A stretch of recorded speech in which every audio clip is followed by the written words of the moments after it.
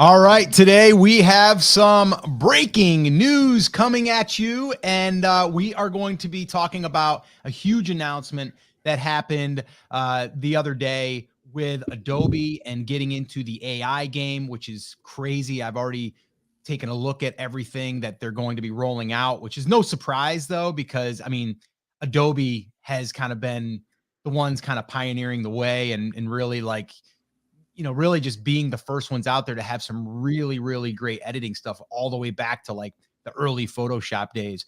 And now, man, this first look at it is just mind blowing.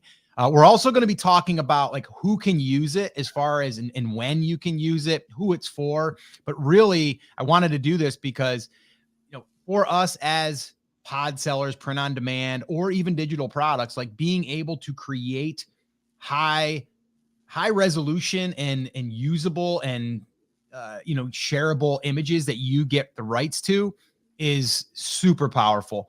And that's why we wanted to jump on here and do this live breaking news segment here for AI. And it seems like this is something that's going to be happening quite often now, and I wanted to get Chris on because Chris has been a little bit in the weeds of going through any new programs that are coming to the scene, and this one here is definitely in the forefront.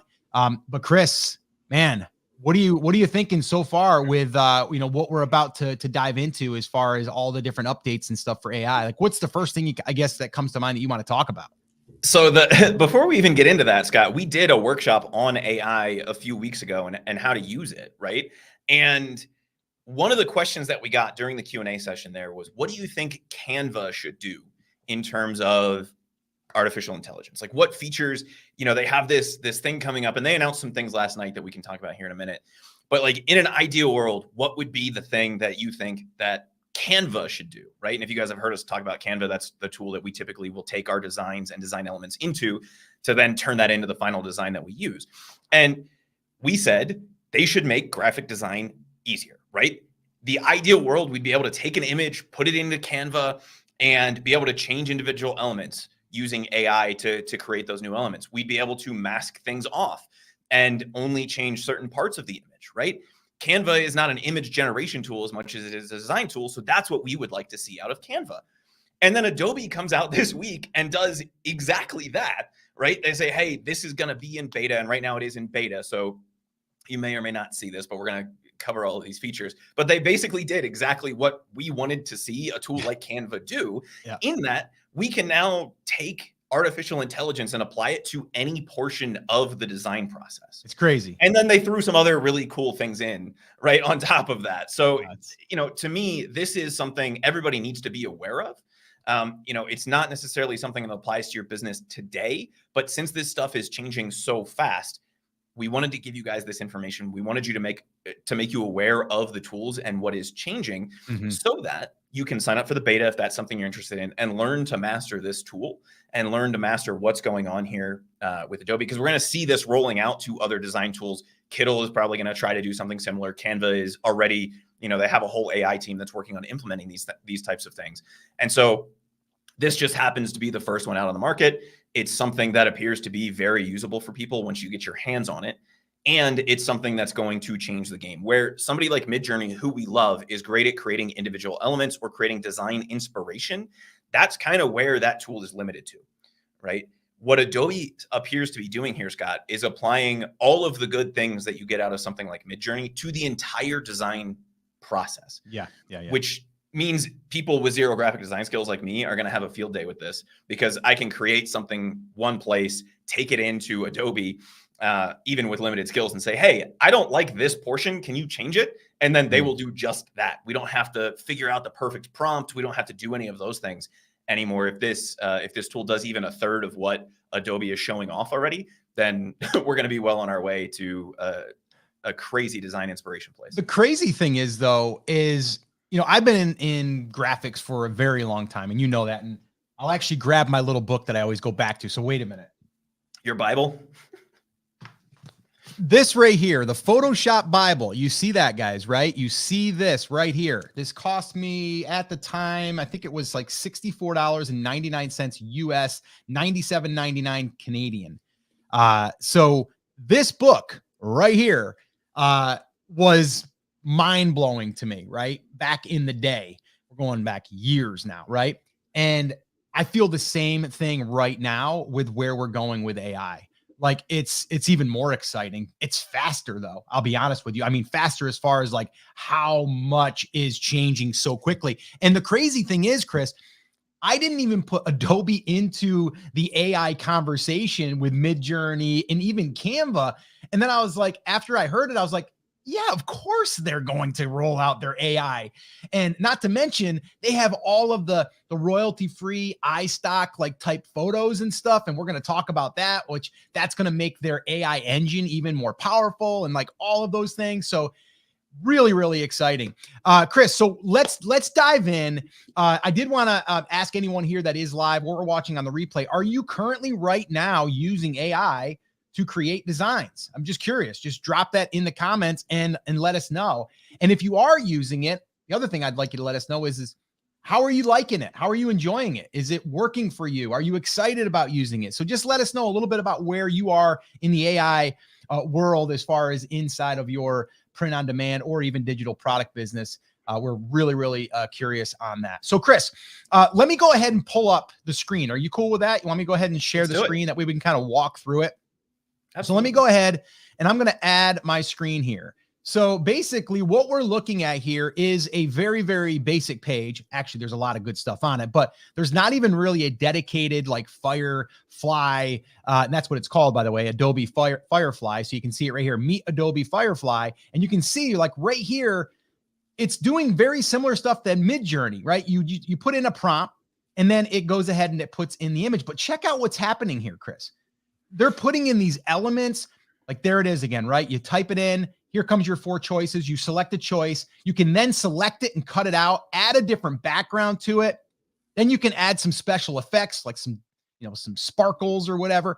And man, it's just crazy. So I'm just going to kind of go through this right now, show you guys so these are just some examples of images and you can see some of the prompts that were used, like cute white cat dressed as a cook wearing a tall toque. Is that a toque? Is that what it says, Chris? Yes, that's the fancy word for chef's hat. Yes, holding a bowl with cheese detailed kitchen in background, lovely, perfect eyes. So you can see well detailed, and then they come up with an image. This is what's really, really crazy. So check this out. You can literally select an item in an image and then replace it with AI, which is crazy. So you got that. Then you have different. And Scott, I wanted to touch on that for just a second, because one of the things that Adobe has done for a while, and I forget what the feature is actually called. You might know. It's called like aware fill or something like that, auto aware fill, right? Or content fill, something like that. And basically what it does is if you wanted to block something out, right, you could mask an area off and it would look content aware fill, I think is what it's called. Right. And, let's say you wanted to get rid of that cloud in the middle. It looks at what's either side on either side of that cloud when you highlight it. And then it just fills in with what it thinks should be there. That's essentially what they're doing here, except they're giving you the option to then add a Midjourney style prompt into that. So they're not just filling it with what is in the background. They're filling it with what you ask them to fill that space with, which is really, really cool. And somebody just commented and said it looks much easier than Midjourney. Yes and no, right? Midjourney's prompting will almost always get you what you want. Sometimes there's a little bit of prompt crafting involved in that, right? Making sure you type in the right types of words, right? Saying toque instead of chef's hat, which is the conversation we were just having, right? But the thing that's cool about the way that Adobe is implementing this and what I want everybody to be aware of is, one, if you've ever worked in Adobe or even in Canva, you're probably aware of the concept of layers, right? So we can have different layers of things. And so that's going to be incorporated in this. So we can have a background image that we create, and then we can layer other images on top of it and change different things along the way. But they're also implementing this alongside of the artificial intelligence features that most people don't realize are artificial intelligence features that are already built into the Adobe suite of products, namely Photoshop, Adobe Spark, some of those kinds of things, right? And so the thing that's really cool about this is they're just ramping up what they've already done in the case of this, right? Where they're doing that creative fill, right? And then on top of that, they're adding the Midjourney style prompting to it. And so you're going to be able to create pretty much anything that you want. even if you start with a base image. So if you can't get, let's say, the base image, this lighthouse on top of a turtle swimming in the ocean, out of Adobe, you could get it from somewhere like Midjourney and then say, I hate that lighthouse. Take it over to Adobe Firefly, mask out the lighthouse like they're showing here, and just tweak it, which you cannot do currently in Midjourney. And if you've been watching Midjourney videos or like seen anybody talking about craft prompting, right? There's like the concept of a seed in Midjourney, and you can essentially take, and try to have the same image over and over again in different positions. And it's not quite there. This gets us around that. So if you get something out of Midjourney where it gives you 4 options, that's close to what you want. This then makes it super simple. Instead of you going, well, what if I change toque to chef's hat? Enter, right? What if I change chef's hat to white floppy hat that chefs wear? Enter. It allows you to take that close enough image and then just tweak the things that you don't like about it and make it into a truly unique design and actually be able to capture your initial thought, which I think is really, really cool. Yeah, I think this is crazy. And if you kind of are watching along there on the screen, it should be still playing, but basically it says an underwater city. So literally they're selecting the bottom half of that, and then it's filling in an underwater city. So check this out. Like, boom, like, look at that, like crazy. And what I like about this is it's giving you like it is easier than Midjourney. I will be 100% honest. And I mean easier that it's giving you a palette to work with, right? You have different tools and things, right? You're also going to be able to select if you want it to be an artistic design or if you want it to be a photorealistic design, like things like that. So Adobe is in the business to make a good UI, a good user interface. Midjourney, not so much, right? It's kind of like it's open source kind of feel. Here, it's like they built a product, right? And they are going to make it more user friendly, but it is going to be very, very powerful as well. I mean, when I first started using Photoshop years ago, it was pretty hard, and I had to learn through books and stuff. But anyway, let's keep moving on here. This is pretty cool too, is they're also looking at illustrations or artwork and graphic design for different elements of fonts and things. I mean, like, check this out. Like, you're going to be able to put different types of fonts and then adjust those fonts with like, look at all of this different stuff that you can do now to create your own unique fonts and using AI. It's like building blocks, from nothing and turning it into a letter. So Scott, the thing that I see here, and it's something that they talked about, but they don't really talk about on this landing page, and it is the way you went with this is like the graphic design angle. But since I'm not a graphic designer, I think this is even cooler than what you're talking about, right? What they're talking about is taking a sketch, a pencil sketch, and turning it into a design. So if you have a little bit of artistic skill, or the only thing you can draw is a tree, which, Scott, did you know that one of the easiest things in the world to draw is a dead tree, because it's just a series of V's? It's pretty much the only doodle that I've ever made, because it's really easy, right? You draw the trunk and then you put a V and then you make the branches with V's. That's all that you have to do, right? But I could take that stupid little sketch, take a picture of it, put it into Adobe. I think it's called Adobe Express now. It used to be Adobe Spark, right? Because Photoshop intimidates me. I'm just going to be honest. I don't use the tool, right? But they're building this into their full suite of tools for people who are graphically inclined, or for people who are graphically disinclined like me, and allowing us to take full advantage of this. So this second tool that they're building into the Adobe suite as part of Adobe Firefly allows us to tweak small things like changing the curve of a line that's in an existing design, some of those kinds of things. But it also allows us to actually create sketches into full-on design. So if you have an idea and you jot it down on the back of a napkin, you can now take a photo of that and have it turned into a vector art design that you can start to play with, which I think is really, really cool. Really crazy. Okay, moving on. So check this out. Change scene to a winter day. Boom. Right? Like, look at that. That's even video. So we have, this is for video edits, right? So again, are we going to use this for video edits? Maybe not in your print on demand business, but it's still pretty cool.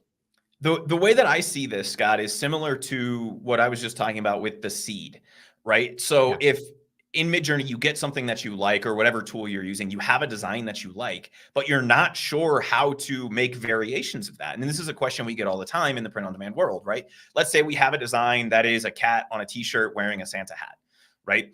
Theoretically, we could use this tool to then say, change it to a sombrero, change it to a cowboy hat, change it to a baseball cap, right? And we don't have to change anything else about the design. It knows the thing that we're looking for and can now go in and just change that one element. We could do the same thing with the masking tool in theory, but you can change entire scenes using Adobe Firefly, which I think is a really neat built-in feature. And for people in the print-on-demand world, it's going to let you take a design, especially the thing that really popped into my head is more of like the holiday type designs where you have a design that works really well for Valentine's Day. And even if you don't have graphics skills, you can now say, make this birthday, make this 4th of July, make this whatever. And it will take that image and just overlay what it thinks 4th of July is. You cannot do that in Midjourney. If you upload that image as a prompt in Midjourney, it'll take parts of that image, but it doesn't transform that image itself. Adobe Firefly is designed specifically to do that. Yeah, it's crazy. All right. And then here we've got even like content creation for everyone.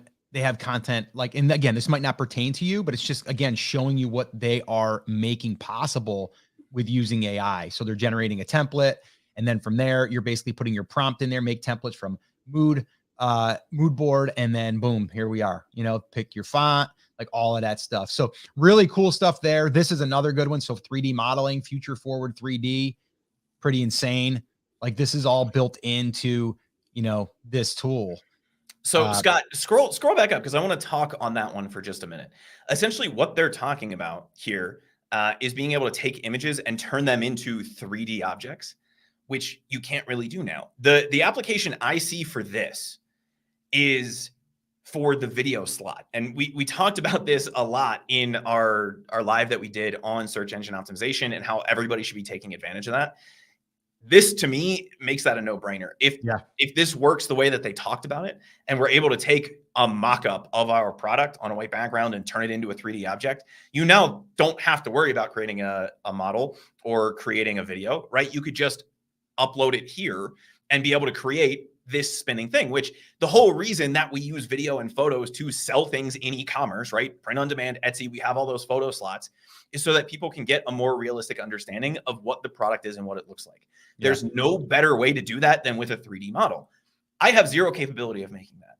If inside of Adobe Firefly, I'm now able to do that by taking my product mockup, have it create the 3D model, and then I can tweak things like putting a different band on it, put, whatever, like they're showing here, then that makes my job a heck of a lot easier. And I'm able to increase my conversion rate further by giving people a more in-depth, literally, right? The third dimension of experience around that product. So they're going to be able to see all of the intricacies of the product rather than having to scroll through the product photos to see how many holes the watch band has, or to see if I don't know what the technical term is, the closer thingy, right? The latch on the watch band, like to see what that looks like. They're going to be able to see that in a 3D model, which I think is really, really cool.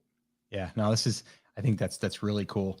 So again, it's in beta right now, depending on when you're watching this. So this is in beta. You do have to join the beta. Now, Chris, did you say that there's a way that they're giving actually people access that are part of the Adobe family already? Yes, and you have to be on one of their corporate plans. Okay. I forget what the exact terminology was, but most small businesses wouldn't really fall into that. But basically, everybody at a large business that has an Adobe Cloud subscription at this point has some access to these tools. But their goal is to roll this out. And I joined their Discord because they happen to have a Discord for this. And the only reason I have a Discord is to use Midjourney. So I jumped into their Discord this morning and they said they are greenlighting people every day to get into the beta, but you shouldn't expect to just sit there and hit refresh. And the guy literally said, don't just sit there and hit refresh. We've gotten more requests than we thought we were going to get. And they thought they were going to get a lot. And so my suggestion would be, even if you've never used an Adobe product before, just go sign up for the beta. And we can talk about this all day, but if you just type in Adobe Firefly beta into Google, it'll take you right to this page that we're looking at. And you can request to join. You do have to have an Adobe account, which you can create by signing in with Google or signing in with Facebook if you don't already have one. My assumption would be that people who have some sort of an Adobe subscription are going to get access to this first, and then they're going to greenlight some random people. But even if all you do is go sign up for this and get on their notifications list, it's going to be worth doing. Let's talk about this real quick. This is pretty exciting. So we all know that in print on demand, a lot of what we do is, different fonts and how to be creative with fonts. But there's a lot of different ways that you can do it, and Canva is one of them. I think it's Creative Fabrica. Is it another one that has a lot of great, different types of fonts and things? Well, check this out. Look at these prompts. The letter N made from green and red moss. This one here, the letter N made of gold with intricate ornaments, right? The letter N made of red particles. So you can literally create a font by putting in a prompt of saying what you want it to look like, which is insane. Like really insane. So, Scott, what is the immediate thing that pops into your head for print on demand sellers for this? Well, personalization, right? Tell me your name and 4 things about you, and I will create you a custom font. Right. Like that seems to make a lot of sense to me. Or we can just come in, we can have a really cool font that's specific to our niche, right? Mm-hmm. So it could be an N made of puppies, or an N made of chickens, or an N made of trout. That one would be kind of weird. I know one of the examples that I saw the other day was somebody did it as like snakeskin, right? So if you're selling to snake owners, you could have a, I love my snake t-shirt, and have all of those letters be snakeskin font, even if that font doesn't exist, which I think is really, really cool. Yes, there's a lot of textures and things that you could do, but I, as a non-graphic designer, have zero capability of doing that. Now, the creative possibilities are open to me to do that. So if I see something that I like on Etsy where somebody's doing something cool, they spell your name with tree branches or something like that for an outdoors type of a thing, I can then take that and apply that to my niche. And I don't have to worry about having the design skills to be able to create these things. I can literally just use something like Firefly and say, create me a font where the letters are made of water bottles, or where the letters are made of swimmers, or whatever it is. Yeah. The thing I would say on that too is like, I mean, heck, you could just create your whole alphabet and then you have like your pre-done graphics, because the one thing we don't know is if I was to put that same prompt in, I'm probably not going to get the same thing back. So if I like that and I want to create all different letters, then I would put in there, I might even put in there, like, make me the alphabet, right? Like maybe that's what I do. And then I have all of these individual graphics that I would have to put together to build someone's name, right? Which is also another option. So that's something else that you can do for using this feature, which is really cool. So I'm not going to go through the entire thing here, but I mean, they have a lot of cool things. Like, check this out, like a modern minimalist house built on a rugged shore, early morning light, right? And then you're able to isolate that, put a little bit of grain into it. Like, you can isolate different things. They're telling you here what they're working on. Really, really interesting and really, really exciting. I know I'm pretty excited about it because, well, I come from Adobe, so I've always loved their products, and this is mind blowing. So really excited about this. Chris, why don't we talk about how this is going to compare to Midjourney? Like, why would someone get this and not Midjourney? Or would you use both? Yeah, I think at least for now, right? So there's a couple things. Right now, this is in beta. So the biggest holdback to this is Adobe has specifically said, right, the beta version is not for commercial use. So we can't use this commercially right now. However, as soon as it comes out of beta, which, they didn't give us a date on that, but at the speed they're moving with this, it's going to be sooner rather than later, right? It is designed to be used for commercial use, just like a paid Midjourney subscription would be. To me, Scott, at least for somebody like me, and I want to get your opinion on this, for somebody like me who has zero graphic design skills, I'm probably still going to start somewhere like Midjourney or Leonardo.ai, one of those types of tools that gives me a few different options. And then I will go over to something like Adobe Firefly to edit a specific thing that I don't like, or I want to change the color of the eyes of the chicken, or I want to change the background. I want to change something in that feedback that I got. That, I think, is the workflow that I would use for the most part. I want to get your opinion on that, though, as well. Yeah, I don't know. I mean, I think in a perfect world, I would like it all to be built into one app, right? So you're not bouncing back and forth. But the reality is, and probably what's going to happen is we are going to probably see that we might get a good element or a good image out of one and not the other. And we might want to say, okay, well, we're going to use them, together, parallel with each other. So this way here we can get the best. But in a perfect world, I would like to say I could get it all from one thing. And right now, if I could get the same variety and the same quality, because the one thing that they didn't talk about is like what type of quality we're talking about. Are we going to need to upscale? Are we going to need to do some of these things? But if I could get the same quality and I can get the variety of of images, I would prefer to stay in one, and I would probably choose Adobe. But haven't used it, don't know. I'm going to be testing it, and I'm going to be looking at it and saying, could this just be a standalone for me, or do I have to actually have these other tools in a sense that get me what I want to get, from that. Hold on one And second. they Just go hold on ahead. one second. Tim had said, can't see what you're talking about.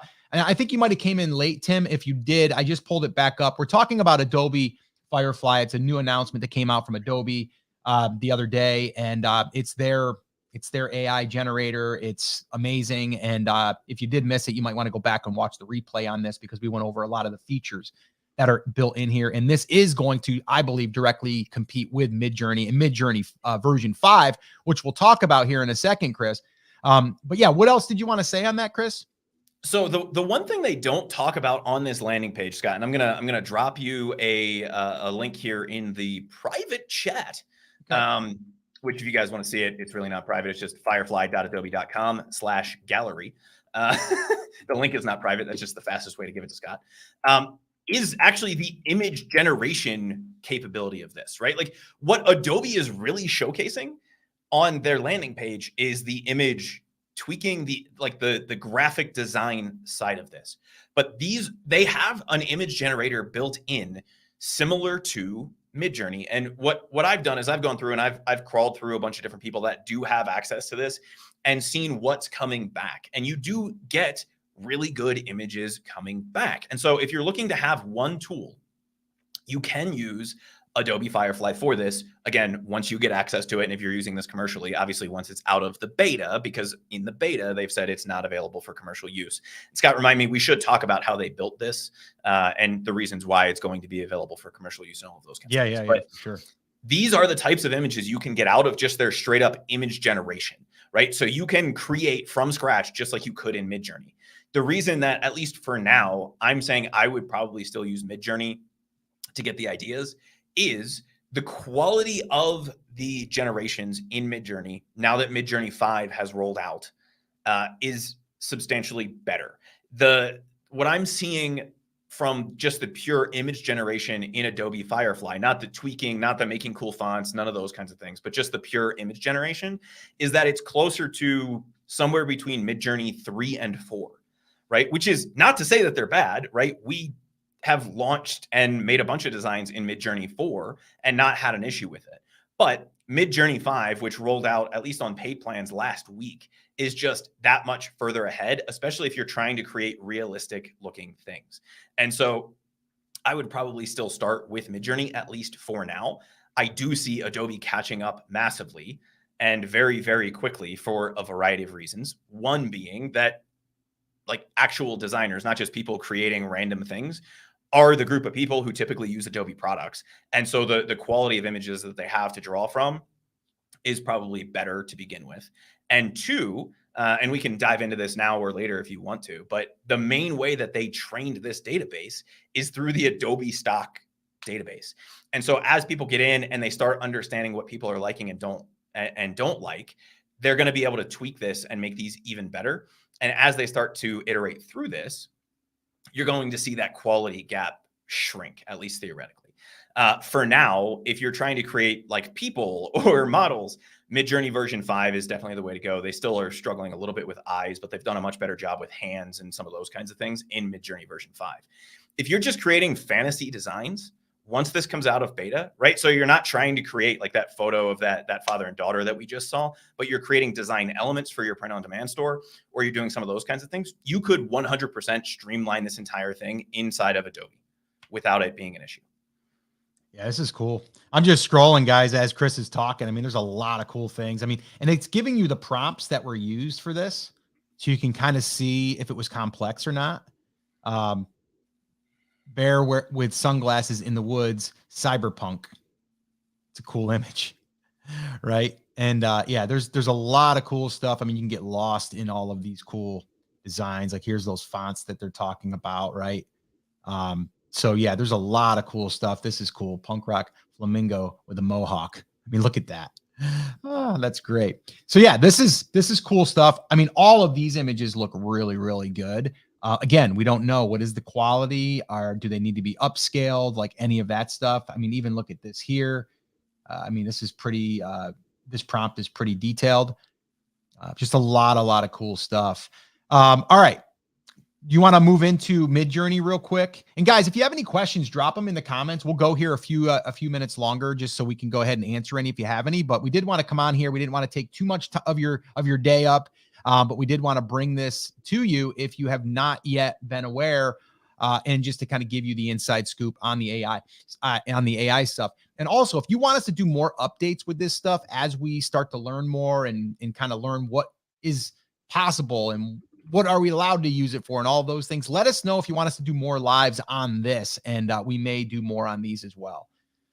So Chris, you want me to head on over to Midjourney now, the version 5 models? Yeah, let's just show them the difference in what's happened basically in the last week inside of Midjourney.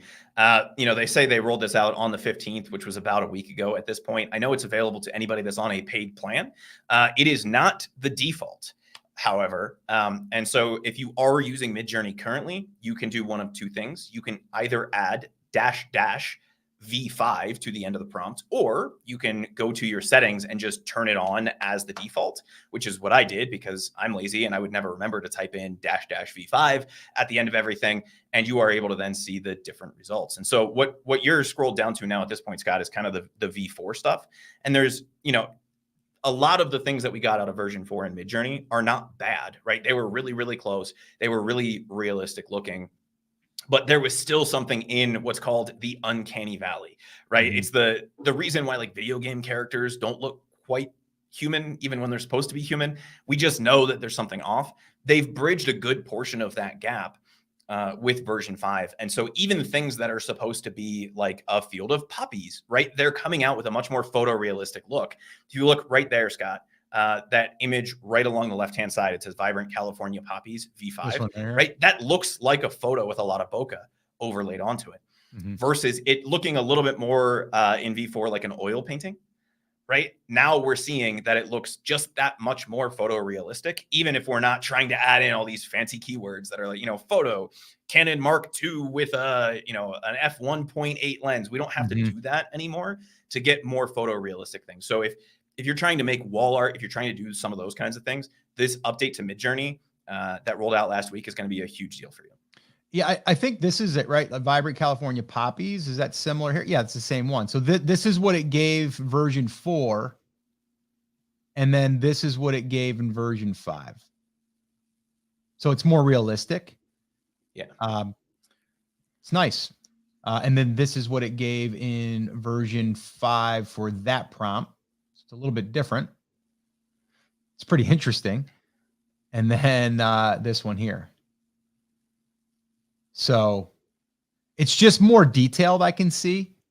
And it's definitely just a more realistic, I guess would be the word. Or in some cases, I guess it would just be more detailed and, giving you a little bit more of what you're looking for, I believe. So here's the different versions. And you can go here to this, like Chris said, just go over to, it's docs.midjourney.com/docs/model-versions. I know it's a little long there, but you guys can search it up. Just look up the different versions and models. But again, if we go back here, I mean, oh my gosh, like this stuff is amazing, right? Now you can create a lot of this stuff in Midjourney. You can go into their Discord and you can see a lot of stuff that people are creating. You can definitely see that. But what you don't have is you don't have the ability to come in here and do some of this stuff, right? Like this is crazy. Like, I don't know if Midjourney will ever be a photo editing type of thing. Maybe. I think Canva is. Now, Canva did just roll out, Chris. They've got some new features. I just dropped you the link. I upgraded to the new features, and they've definitely got some really cool stuff. They've got some AI stuff built in now that I can select. I can literally, and we'll probably do a video on this, guys. We'll probably, if you guys want us to do a video on the Canva AI stuff and how it can be used and all that stuff, drop it in the comments. Let us know, and we'll go ahead and maybe do a live stream on that. Yeah, check out in the private chat. I just sent you their like announcement, because some of the stuff that we're talking about in Adobe Firefly is actually already available inside of Canva if you are on their paid plans. And so you guys are probably familiar with the concept of the magic eraser, which is the background removal feature, right? That Canva had as of yesterday. If you are on a paid plan, and Scott, do you know, is there a specific paid plan that they have to be on, or because it's in my account, but honestly, I just think it's a regular paid plan. I only think there's the one. I mean, you can have more team members. You can have a team plan, but you can also just have the individual. It's Canva Pro. Yep, that's it. It's just Canva Pro, and I think it's, I don't know. I think we pay like $12.99 a month, or we pay yearly, so it might be $120 a year or something like that. It's pretty inexpensive, but yeah, I mean, just check this stuff out. Like, make complex edits simple with AI photo editor. So in here it says, what do you want? Indoor plants. Well, look at here. All you did was you just kind of put your little highlighter over here of where you want it. Then you say where you want it, and then it puts it in over here, which is crazy. Yeah. So the biggest difference that I'm seeing between this and something like Adobe Firefly is that Canva doesn't really have a masking tool. So they don't have a way inside of Canva currently to like highlight something very specific unless it's an existing element. Right. And so what Canva has done is they've come in and they've said, okay, well, we already have like an eraser tool. So you're basically just using the like dot eraser, and you can change the size of it to highlight the area that you want. And then it's going to use that, content aware fill. I don't know what they call it, but that's what it is, right? It's looking at the content aware content around the area that you highlighted and trying to fill that in. And then what it's going to do is it's going to fill that space that you highlighted with whatever text-based prompt you type in. So this is very similar to what we're seeing inside of Adobe Firefly, but it's built right into Canva. So if you are a Canva user, you can start to play with this inside of Canva, even if you haven't gotten into the Adobe Firefly beta. Yeah, I mean, so this is pretty cool too. So you literally go up here and you put your little marker on there, right? And all you're doing is you're masking that. And then what you're doing is you're taking that and you're saying like you want to replace it with something, or you want to just remove it. So that's pretty cool. And then here you can just erase objects. So you can literally cut out, okay, easy clutter and remove backgrounds. So before it was just one click. You only had that option. If it did a good job, great. If it didn't, you had a couple of erasers that you could use to try to erase it. But even those erasers, they didn't even have a soft edge. They were just a hard edge. So now you have the background remover. You also have the magic eraser, and you have magic edits. So those are what's new. And then also they have some other cool things that they've just added. They've updated. If you've been in Canva, you'll see the update once you do this, but they're adjusting on your images, or your adjustments are laid out a little bit differently, and they've added a few more tweaking things there for images. And then this here, I mean, again, so you could take this right here, brush over that one side, put a cactus in over there, right? So pretty cool. Look at this here. You can put you can put where you want sunglasses to go on someone, and then you can put sunglasses on them like that. That's pretty cool. So it's going to happen amongst all of the tools that we're using right now. It's just a matter of when and timing and all of that stuff. But I will say, like, Canva's, they're keeping up pretty much for just being a very, very basic editing tool, which really started just for being able to take fonts and backgrounds and make cards or make templates, right? They're now getting into the whole photo game, which is really cool. And I've been using Photoshop for years, as I said earlier, and their background eraser, or their background remover, I don't even go into Photoshop anymore. It literally does that good of a job, which is mind-blowing on how well it does. Now, Scott, have you played with the Canva fill-in features yet? I have not. I have not, because they literally became available in my account this morning. But yeah, I was yesterday just curious, for me, yeah. Because what they are doing, it's very similar to what Adobe is doing with Adobe Firefly. they are using their own version of Stable Diffusion, which Midjourney does not use. They use a different engine, but Stable Diffusion is the methodology that a lot of these companies are using for the image replacement, image generation, all of those kinds of things, right? Canva is using their own version of that. It looks like Adobe is using their own version of that. And seeing this stuff start to roll out, I love. The one thing that I don't see that I would really like to see, and I don't know if it's available yet, is because it's all still text-based prompting, right? Let's say, and we look at that example that we were just looking at where they're replacing the teapot with a flower pot in that image. What if I just wanted to change the color of that teapot and I had 9 versions of that, right? Or I said, can you make this orange? I'm curious if it would do that. We haven't had a chance to play around with it yet.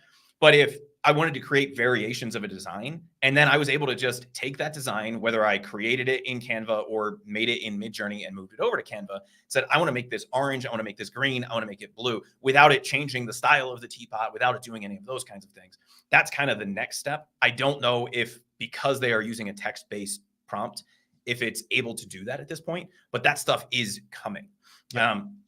The one thing that everybody still kind of struggles with is coming up with fonts, and Adobe seems to be doing a little bit of a better job with that. So if you're trying to create like logos with text, I would take a look at the Adobe Firefly stuff, just because they know what like words make sense, because people design logos in Adobe.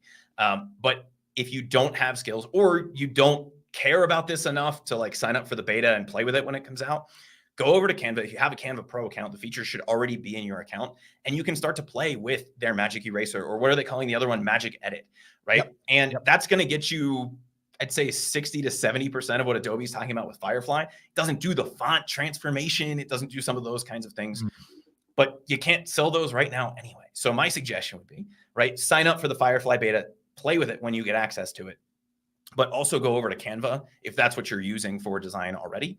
Check out the new features, see what you can do with it, and come up with some ideas for your own print-on-demand store. Yeah, cool. Yeah, I got a lot of you saying you want us to do a Canva AI, so maybe that's what we'll do on our next one for sure. But we'll definitely be bringing that as it rolls out and as we test it. Like Chris said, I think a big thing here is like, don't get overwhelmed with this stuff, but look at it as an opportunity for you to be able to now use these tools. And as Chris has said before, use this as like an assistant, right? You have an assistant that is a good designer now, right? And all you need to do is tell it what you want, right? And from there, you can create some pretty cool stuff. But yeah, I think this opens up opportunity for us to be able to create more designs, better designs, and more unique designs. And someone this morning, Chris, this is a good question, actually. Someone was asking this morning, is Etsy, all of the places where you can sell print on demand, Amazon merch, any of that stuff, are they going to allow us to create AI generated designs? And a couple people were saying no, because, they're only letting you sell stuff that you actually create. But are you actually creating the design in AI, Chris? Let me ask you that. Well, the answer to that question is it depends on who you ask and how we define create, right? From a legal perspective, you do own the rights to use that image because you have created it. However, from a trademark or copyright perspective, depending on whether we're talking about like a design or written works, the current position of the US government is that you did not create that, because, and there was a conditional placed on this, and this comes back to the Midjourney lawsuit that we talked about with the comic book. If you guys haven't seen that, there's a video on this channel called something like, is selling AI art legal? And we go into that whole lawsuit. But essentially what they said is, because you don't have direct input into the result, right? You tell it what you want, but you don't have full creative input, that you are not creating it. And therefore you have the rights to sell it, you have the rights to use it, but you don't have the rights to copyright it or trademark it. With something like what Canva is doing now, and with something like Adobe Firefly, where we can say, well, I tweaked it till I got it exactly the way that I wanted it. That, I think, changes the ball game on that side too. Not a judge, not an IP attorney, would never want to be. However, right, like if we just read the reasoning in that lawsuit and in that decision, the ability to come in and tweak, because they say you don't have full control over the final result. Well, now we do, right? And so even with just Magic Edit inside of Canva, we now have full control over that. That doesn't even get into the Adobe side of things. Mhm. And so, I see that changing, but Etsy doesn't have a problem with this right now because you are creating it. And by the way, the product that you are creating and selling on Etsy is not the design. It's the product that ends up going to the customer, right? So it's either the PDF if it's a digital product, or the shirt or the mug or whatever. That's the product. And you are creating that as the person who owns the rights to sell that design.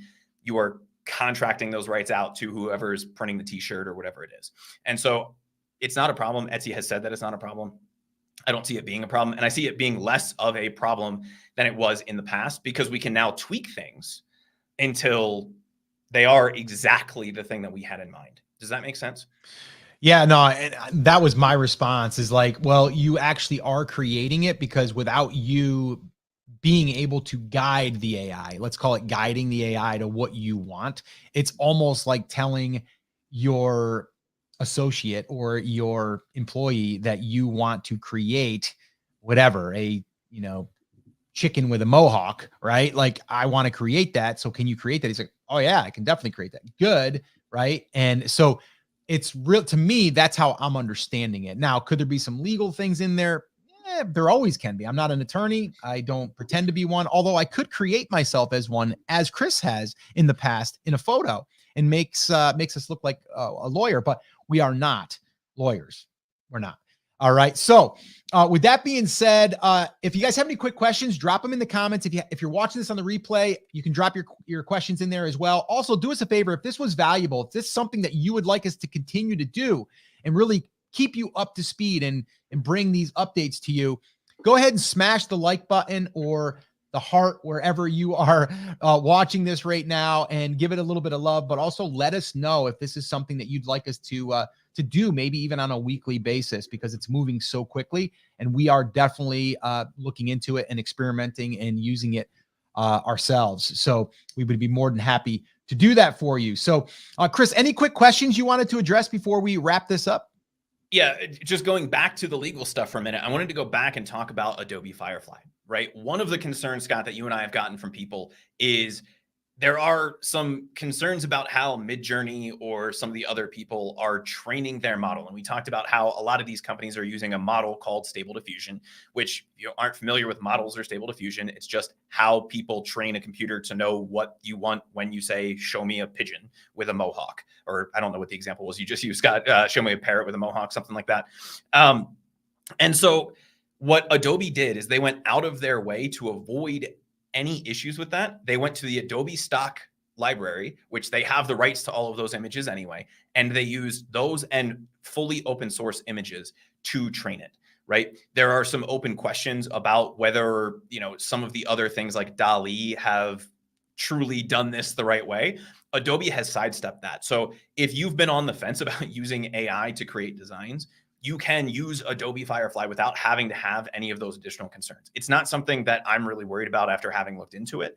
But if you really want to be on the 100% no questions asked right side of this, the artist supported side of this, and what Adobe actually said was, hey, we do have the rights to this, but if you, as the person who uploaded this photo to Adobe stock, don't want us to ever use this again, you just have to tag it and we'll take it out of the training data. And so, yes, they opted people in automatically, but they're saying, hey, we have the rights to do it. If you don't want us to do it, just opt out, and then we won't use your image ever again. And so I don't see them moving quite as fast as somebody like a Midjourney or whatever. But if you want to be on the artist side here, and there's another side to this as well, and you want to make sure that you never have to ever even think about it, right? You don't have to read through the terms of service. You don't have to worry about any of those kinds of things. You should be able to use Adobe Firefly to do that. The other thing that Adobe's doing that's interesting that I haven't seen anybody else talking about yet is they are trying to figure out a way to compensate people when their photo is used in any way. And so yeah, when you and I talked about this the other day and we broke down the legal thing, we said, okay, let's just assume, it's 1,000 pixels by 1,000 pixels or whatever, right? That's the image that we're generating. And essentially what Adobe is saying is, well, if we can track back that your image was used to create 1 pixel of that, right? Then we're going to compensate you for 1 pixel out of whatever 1,000 times 1,000 is. Right. And so, we'll give you a little bit of a kickback if you agree to allow us to use your data in the model, which I think is really cool. And so if you guys are interested in this at all, take a look at those things. Start playing around with this in Canva. Start playing around with this any place that you see it. If you want to see some of the things that Adobe is playing around with, sign up for the Firefly beta. And in the meantime, play around with Magic Edit, play around with, what was the other one? The Magic Brush. And Scott, I just created one inside of Canva. If we want to share this really fast. I took a picture of a brick wall and painted out a slide, or just a section of it. Let me see if I can share my screen here really fast.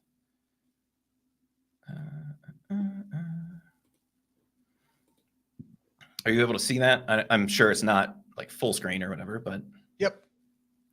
So all I did was I took a picture of a brick wall that they have in their stock photo library. I painted out this middle section and I typed in the word closet. Okay. And it's giving me these 4 options to backfill that. That's crazy. Just pretty cool. This one looks good. This one is kind of hot garbage. Mm-hmm. But right. The fact that I did this in all of 10 seconds, I think is pretty cool. And this is going to allow us to give just that extra little tweaks to our images. And all we have to do is you paint out the section, right? You tell it what you want it to create and you hit generate, and then it gives you those results. So it's literally as easy as typing in one word and having it fill in that area, which I think is pretty cool. Yeah. I also think that it's going to come down to the database that they have, or the access to the files that they have. Like you said, like everyone's reference files, if we will, if we want to consider them, that's kind of how I look at it. It's like they have this database of images that they get to use to basically go in and sample and take pixels and, kind of smear everything together. Right. Well, if you don't have a good enough database to pull from, that's why the quality won't be as good. That's why Midjourney has tapped into a very, very good database, and Adobe has a very, very good database because they own a lot of royalty-free images that they sell, right? And so that's really the difference to me, is like, what's the reference? So does Canva have a good database, and are they maybe purchasing the rights to better databases?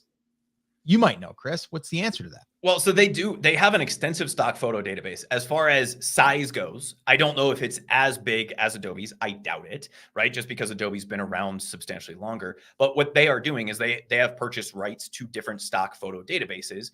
And they also have open source images that are available in there as well, right? Which is the other thing that Adobe's pulling in. And there's really 2 sides to this. And I think, Scott, I don't know if you follow like tech news at all, but NVIDIA had I their rely AI on you for that, this Chris. week. I rely on you for the tech news. the nerdy people. NVIDIA, who, if you guys don't know, they are one of the 2 big graphics card companies, right? They had their AI conference this week. I think it's actually still going on. And in the keynote, the CEO of NVIDIA said, this is the iPhone moment for AI, which, by the way, can I just say it's weird that we're all old enough that the iPhone is now being used as like an example of cultural shifts. I know. Right? Like, it's weird to think, because it came out, what, 2009? Yeah. 2008 or 2009 was the first iPhone. And so, it's been long enough that we now use that as the example, right? It's not the car moment, right? Yeah, the iPod. And that, believe it or not, Scott, that was what was used before the iPhone as the example of like cultural shift moments, right? Look at that. And so it's the moment that internet came to people's houses, or the invention of email. That's what they're saying this is. And I don't necessarily think we're quite there yet, but we're getting there faster and faster. And whoever is going to win this race needs to do 2 things.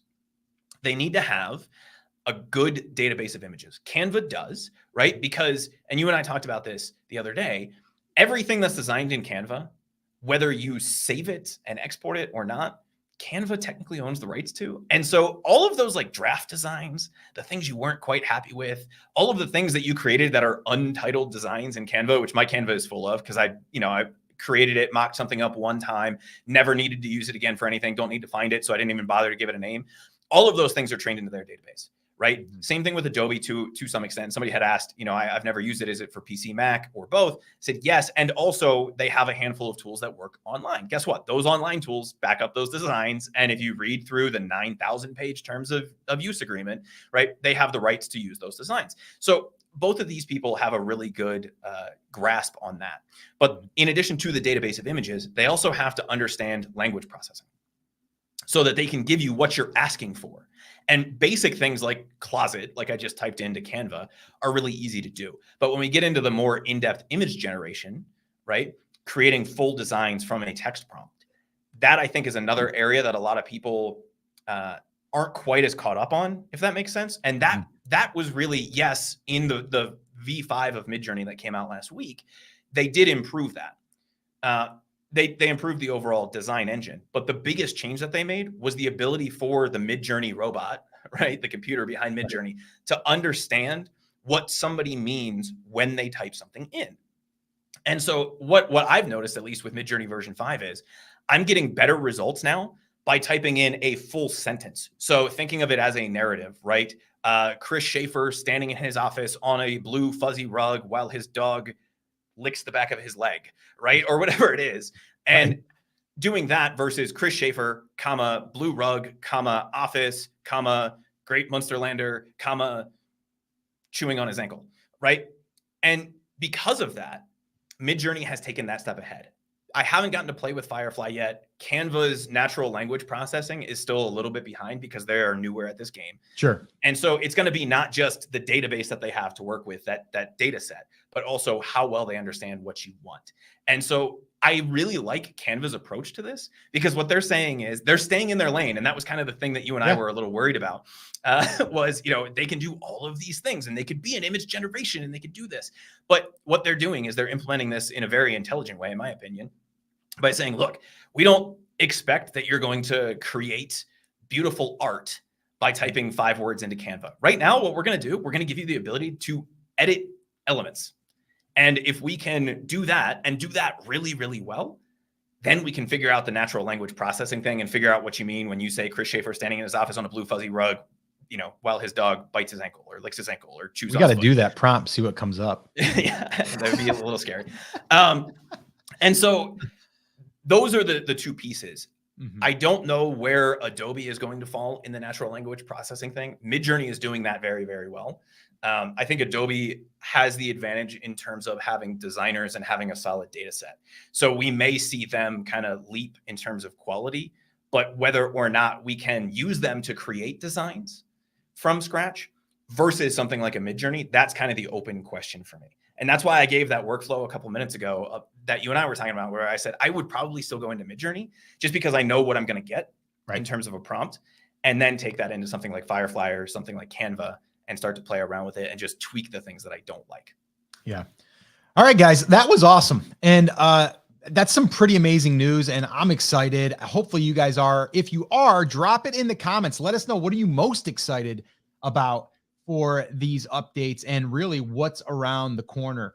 We would really love to hear that. Also, if you guys would do us a favor, and if you've gotten value from this live, then go ahead and smash that like button. Give us a little love. If you're watching on the replay, love you too, replay fam. And just go ahead and give it a little bit of love. That helps us reach more people.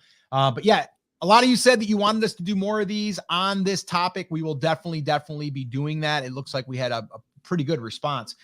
So we'll definitely be doing that, at least while we're hearing news and while we're testing and tweaking ourselves. So definitely be doing that.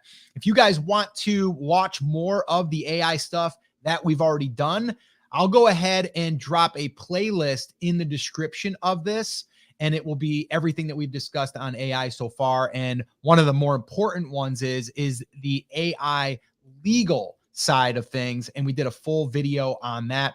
I also did some videos of me using AI to create some designs. So I'll put that all in the playlist so you guys can go ahead and check that out. That'll be linked up in the description below. All right, guys. So thanks so much for watching. We appreciate you. We will see you next time here on the next live stream. And as always, take care, take action, have an awesome, amazing day. And we'll see you right back here on the next video. Take care, guys.